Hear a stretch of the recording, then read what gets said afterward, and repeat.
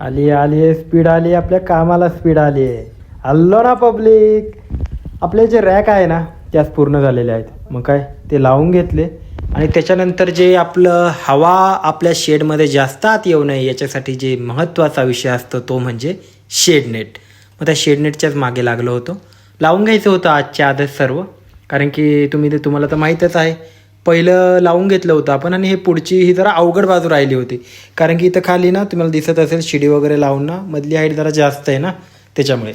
मग काय 2-4 ओळखीचे सवंगडे होते.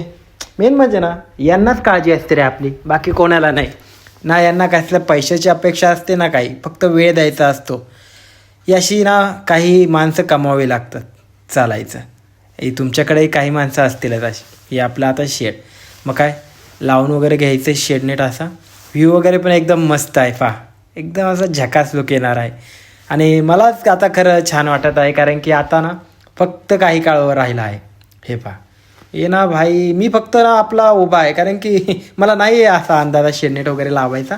पण त्या दोघांनी घेतलं कवर करून सगळं. मी आपला फक्त आतमधून बरोबर झालं आहे का नाही तेच सांगत होतो. मेन म्हणजे तेच मला विचारत होते की काय वाटतंय ते. उशीर झाला आहे, 12:30 वाजलेत, पण वैतागलो आहे. पण पूर्ण करायचे, पण ठीक करूयात. मग आता काय फक्त ते दरवाजा वगैरेंचं राहिलं होतं, कारण की दरवाजाच्या मापाने ते कट वगैरे करून घेणार होतो आपण आणि ते लावून घ्यायचं होतं. त्याच्यानंतर आता हे जे रॅक आपण बनवलेत ना, ह्या रॅक पण शिवायच्या होत्या, कारण की आपण ज्या आळ्या आहेत ना त्या रॅकवरच ठेवणार आहोत.